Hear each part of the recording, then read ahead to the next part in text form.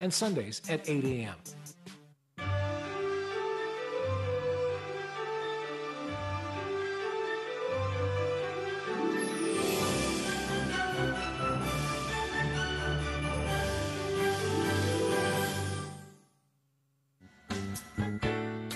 Price Rate is your one-stop shop with something for everyone. Household goods for kitchen, bedroom, and bathroom. Aisles of bulk groceries at value prices. A complete selection of fresh meat and produce, and an extensive range of frozen items to cover every meal. Wines from around the world, and beer and liquor at discount prices. Visit Price Right at our 2 locations in Pembroke and Warren. There's always something new and always something for everyone.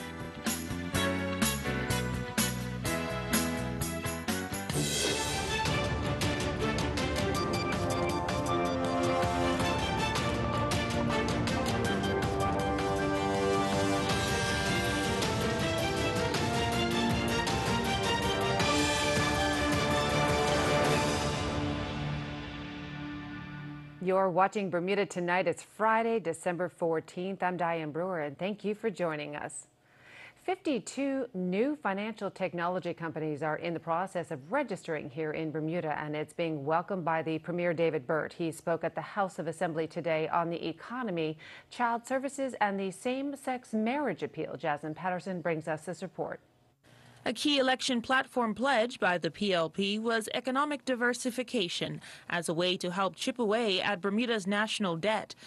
While progress is slow to be made here in the development of the fintech industry, Premier Burt reminds the public it's been 13 months since work began to launch the sector. I think the best sign of progress of which we can see, in addition to the persons who have been hired by various companies that are operating here in Bermuda, was the news by BitCarbon and the advertisement they placed in local media yesterday, which said that they'll be hiring for 16 positions beginning in Q1 2019.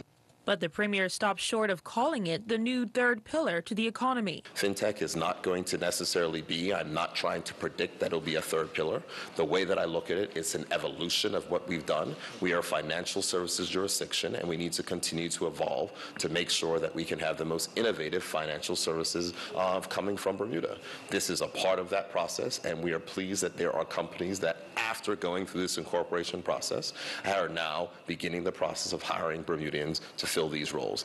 Bermudians could be hired into the sector as early as January or February. And that's not all Mr. Burt was called on to address during the Premier's question period in the House of Assembly. Opposition leader Craig Cannonier asked for an update on investigations into allegations of misconduct by social workers and the head of the Department of Child and Family Services made in October. Those investigations are ongoing. When there is any conclusion to those investigations, that information will certainly be shared. But you have to remember, we're talking about public officers, and there's a measure of confidentiality inside of these reviews. So when there is something that is completed, I'm sure that we will announce if there is any action that has been taken. But right now, those investigations are ongoing. But what is most important to recognize is that the government prioritizes the needs of the most vulnerable in our society. At the conclusion of those investigations into 3 officers at the department, there will be a hearing conducted by the head of the civil service. The director of Child and Family Services and those under investigation remain under administrative leave. Following yesterday's announcement by the Home Affairs Minister that the government has applied for leave to appeal the court's decision to the UK Privy Council as it relates to same-sex marriage, the Premier acknowledges there are important constitutional matters at hand. I recognize that this is a very difficult situation for many, and it is not something that the government enjoys or relishes. The government had an election platform. It ran on its election platform. It was voted on its election platform. It carried out its mandate. Those things have been challenged by the courts, and it's important that the government go ahead and take this matter as far as it can go so that there can be final settlements. If this matter does not go to the Privy Council, then there'll be people that will be questioning as to what may or may not have been done. It is my view that this matter has to be settled finally, once for all. We will take it there and let the chips fall where they may. Going back to the subject of the economy, the Premier welcomes the move to open doors for international law firms to create offices in Bermuda. Jasmine Patterson reporting for Bermuda Broadcasting News. Thanks, Jasmine. Meanwhile, news of Bermuda's intention to appeal the gay marriage decision to the Privy Council has again made news headlines around the world. The Home Affairs Minister Walter Raban said constitutional issues are important issues and the government wants to get it right. Rai Trott has more. Reuters news agency was the first to break the news to the world of Bermuda's latest appeal, which seeks to restore a previous ban on gay marriage as achieved with the controversial Domestic Partnership Act. The pro-gay news website Pink News notes that if the Privy Council upholds the previous appeal against the Bermuda government, it would set a precedent for other British overseas territories. The publication also notes that the island became the first country to ban gay marriage after legalizing it. Local opinion about the impending appeal was swift on Facebook. Some people scoffed at the idea that the appeal will come at a substantial cost, while others believe government had no choice but to appeal, given that a majority voted against gay marriage in the 2016 voided referendum. Opposition leader Craig Cannonier appeared puzzled over the decision to appeal when speaking to Mike Sharp, and noted government has already been defeated thrice over the issue. I don't know how many times you have to be knocked out in order to understand that you've been knocked out, but they're insisting on moving forward with this here. To me, I believe that now it is a waste of the taxpayers' money.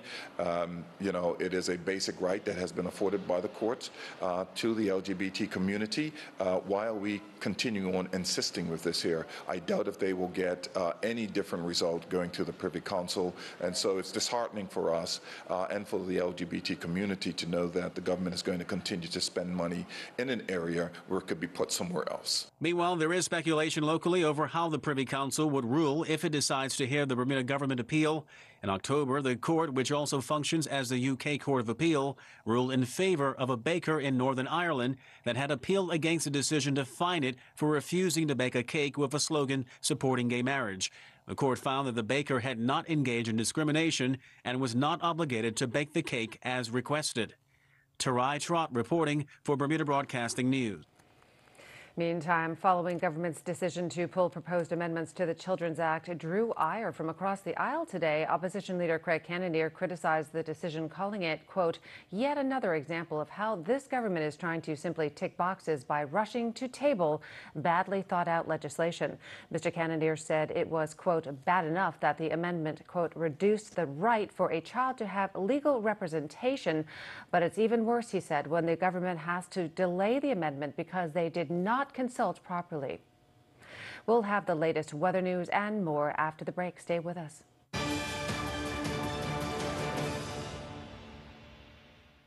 You can count on us. Your choice, potatoes, 5-pound bag, just $4.89. Fresh Purdue chicken drumsticks at $1.89 per pound. Lay's chips, 6.5-ounce bag, hot price, $3.49. Tama macaroni 500-gram bag, only $1.69. Yoplait yogurt, 6-ounce tub, hot price, 99 cents. Have a very Merry Christmas from the marketplace. You can count on us. At Argus, our interest is you. Each of you. Around here, we know that when two people seem the same, they can have very different insurance needs. For their health, home, work, and future. Which is why we take the time to get to know you as an individual, so we can provide insurance coverage that fits your life. Because after all, our interest is you. ABC Natural Foods will be hosting their annual late night shopping Saturday, December 15th from 6 p.m. until 10 p.m. Come enjoy a glass of non-alcoholic wine, finger foods, vegan cheese, and much more with 15% off store-wide, 20% on case items. Don't miss the mega sale of the year, Saturday, December 15th at the ABC Natural Foods, 41 King Street.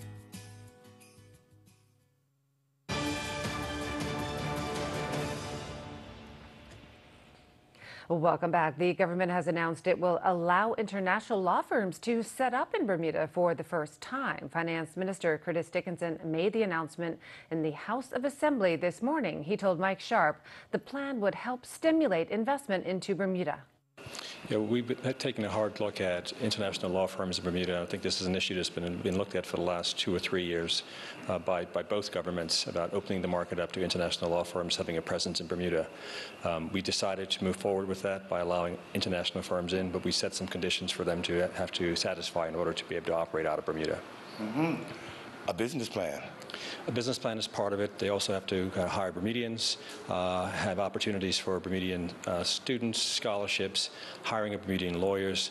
when they're practicing Bermuda law or issues of Bermuda law, a Bermudian qualified lawyer or someone who's registered in Bermuda has to be the person working on those types of projects.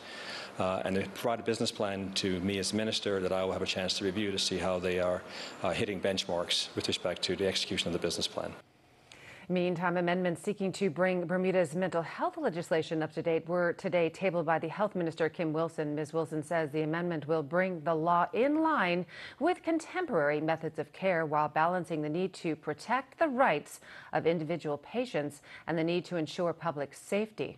Three of the areas that we'll be addressing in this particular amendment address a couple of things. One is it allows for community treatment orders, so a person can be released from Mid-Atlantic Wellness Institute, living within the community, and be required to undergo certain types of treatment, such as the continuation of taking their medication. That would be a condition, for example.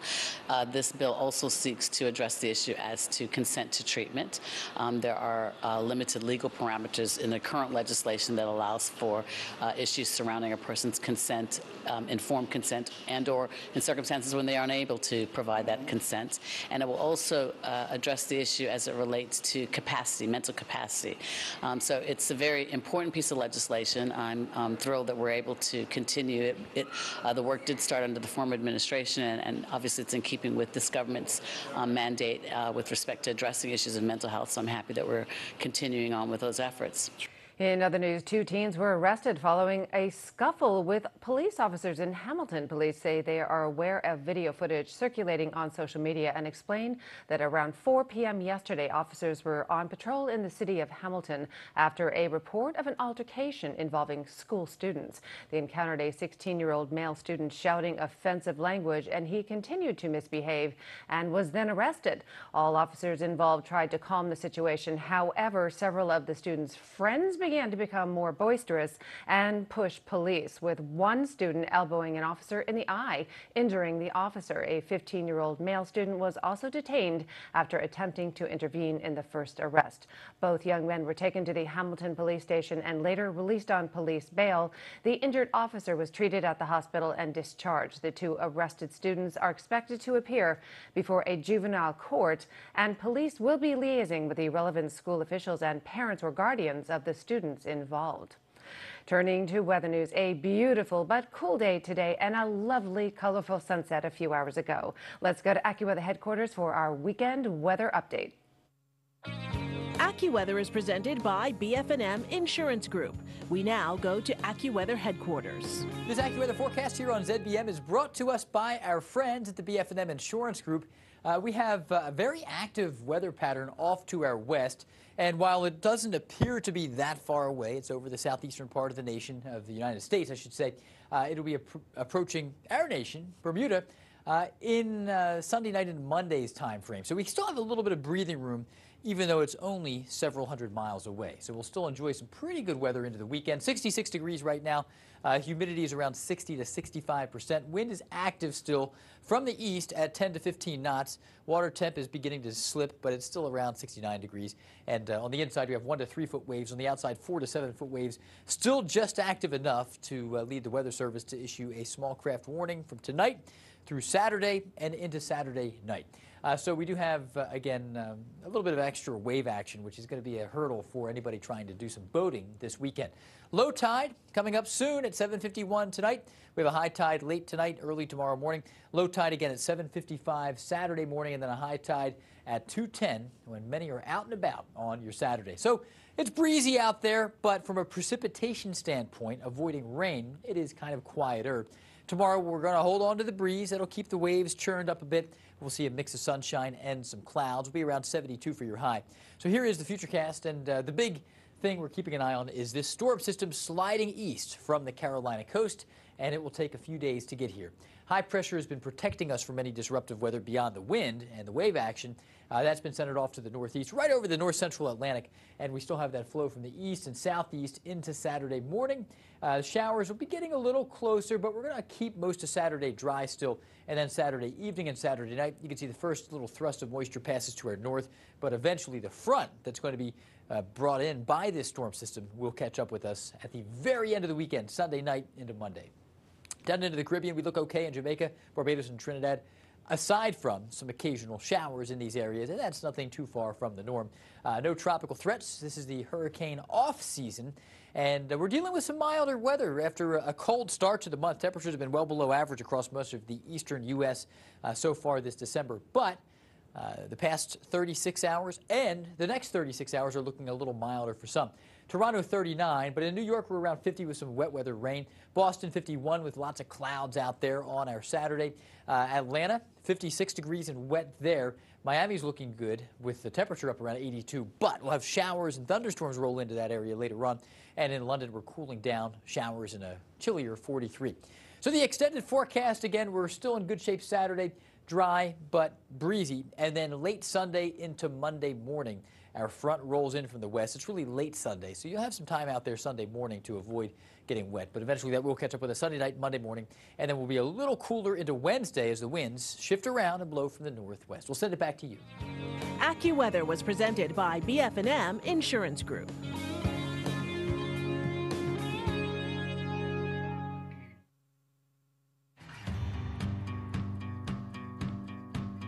My name is Kevin Roberts. I'm a taxi driver / ambassador. My father's was BF&M, so am I. Half of my family always been seen to be with Bermuda Fire Marine. I tried a different provider at one time, but I wasn't too happy with the competition because then it took too long to settle claims. They questioned every claim, and I never really had that problem with BF&M. I'm quite happy with it.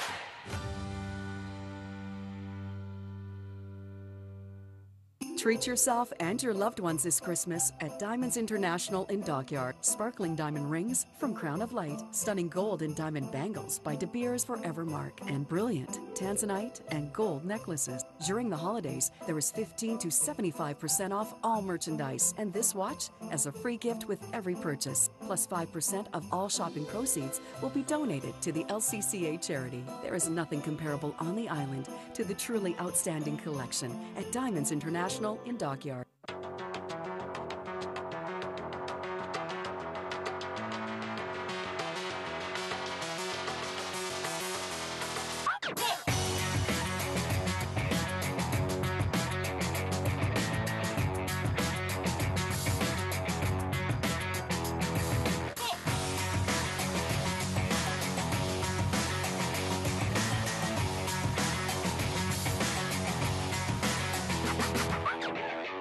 Let's Talk is back. The TV talk show hosted by Gary Marino airs live at 8 p.m. on Mondays. Real conversations with key figures in public life, going beyond the sound bites to explore and contextualize current affairs. And there's lots to talk about: jobs, tax reform, our changing economy, education, crime, and the environment. Discussing the issues that matter in depth and with personality. A new studio, a new look, or a new season. That's Let's Talk. Live Mondays at 8 p.m. on ZBM TV 9 and repeated at 7 a.m. on Wednesdays and Sundays at 8 a.m.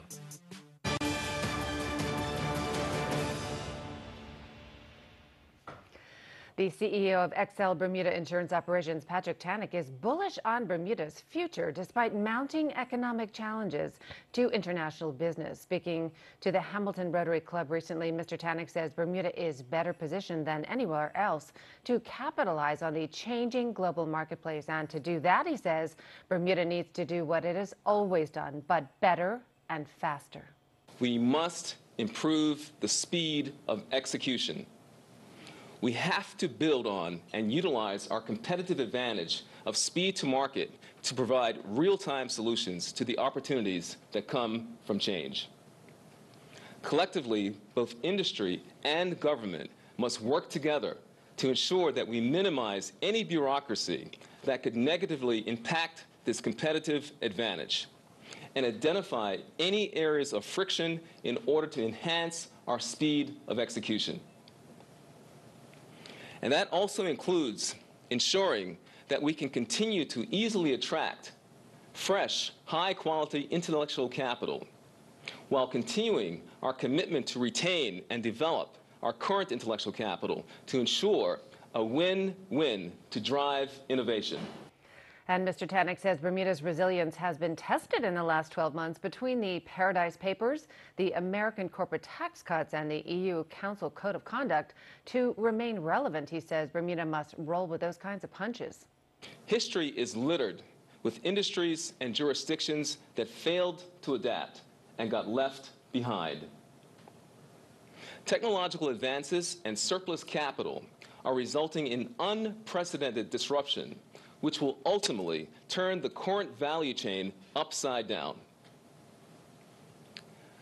We are in a period of extreme fluidity, and what it will look like in 5 to 10 years is hard to predict, but it won't look like it does today.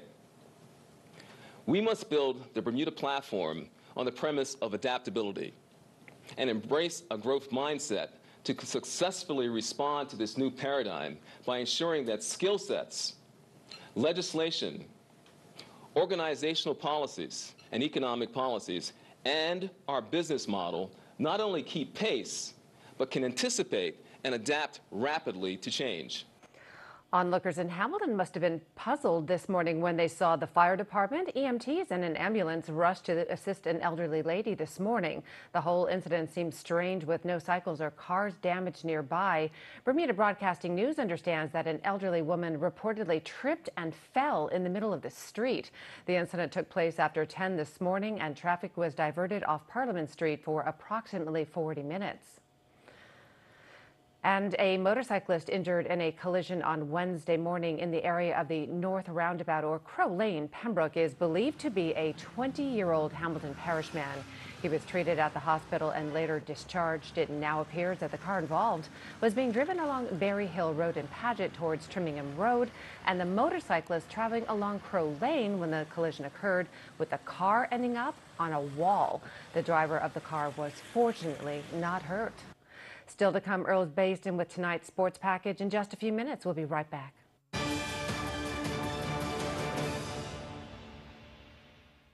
You can count on us.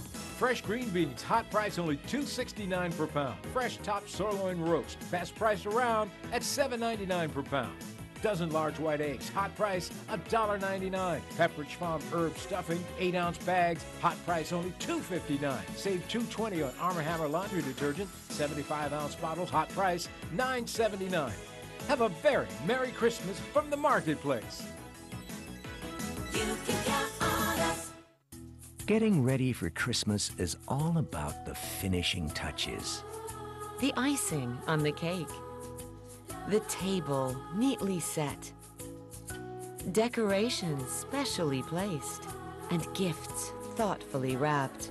All to share with those we love. In special moments as simple as this. Merry Christmas. And a Happy New Year.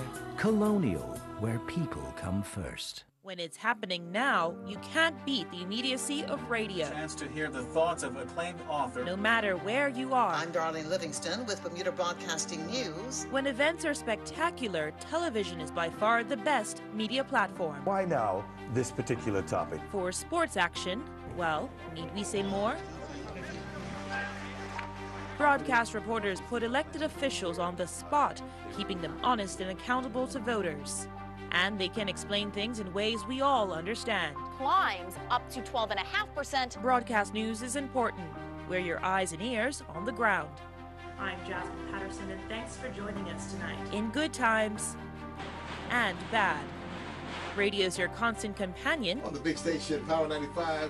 And TV news is the news. Based on what you're seeing. And Bermuda Broadcasting is your station.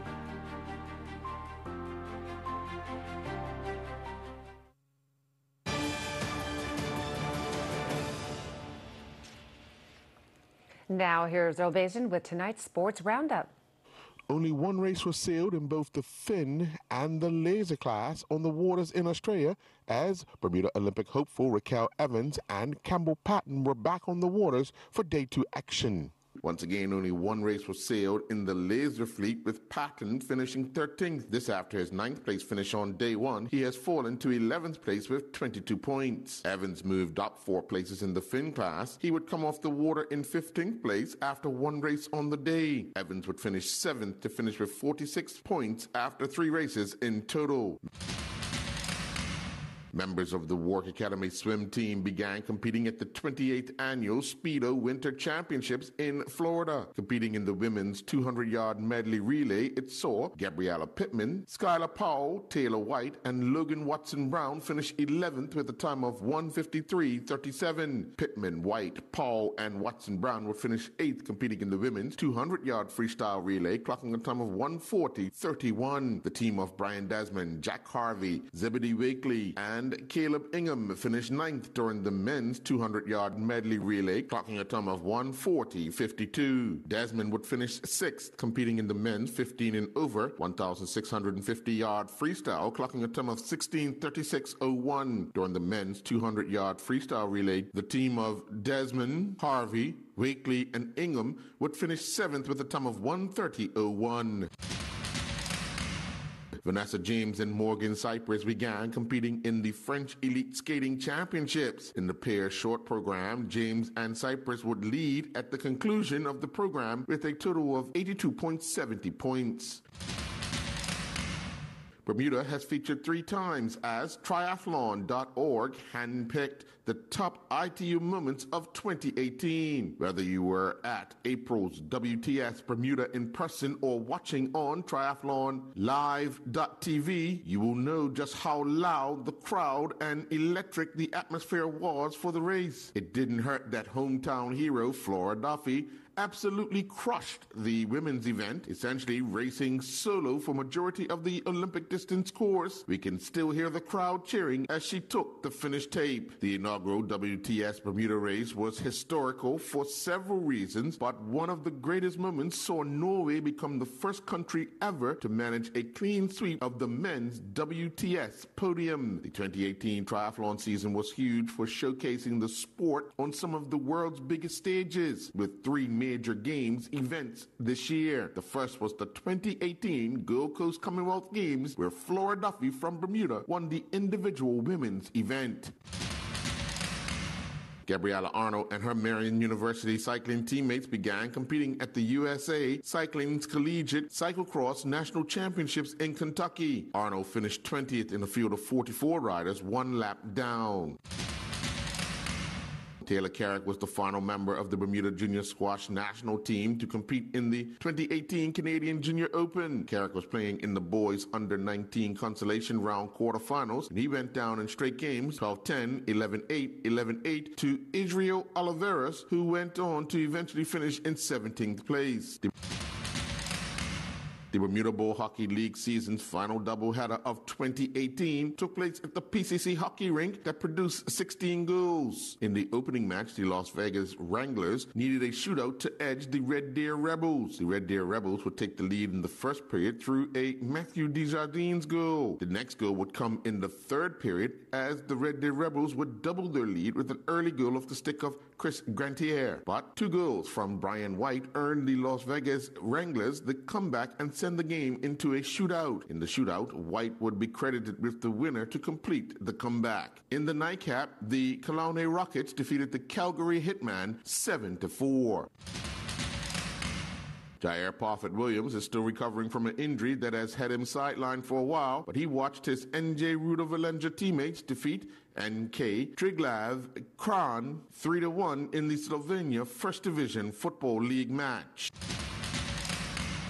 Javed Warren Smith, Jan Sutton, and Jonna James represented the Thomas College men's and women's track and field team that competed in their first meet of the indoor season at the varsity level at Plymouth State University's Winter Classic. Warren Smith and Sutton, along with their male teammates, finished 7th out of 9 teams, while James and her female teammates finished 8th out of 10. Warren Smith finished 5th, competing in the men's long jump with a top leap of 6.20 meters, while Sutton finished 11th with a top leap of 5.78 meters. Sutton finished 7th in the men's triple jump with a top leap of 11.71 meters. James was a member of the Thomas College women's 4x200 meter relay team that finished 8th with a time of 2:02.20. I'm Earl Baisden with Bermuda Broadcasting Sports. Thanks, Earl. And as we close our newscast, we have brief highlights of the boat parade in Hamilton from last weekend. I'm Diane Brewer. Good night, everyone.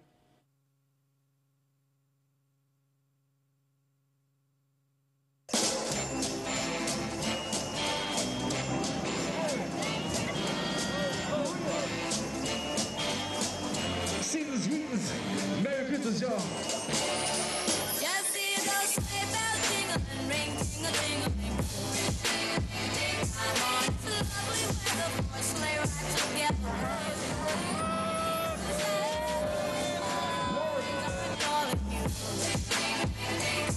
Merry Christmas, everyone.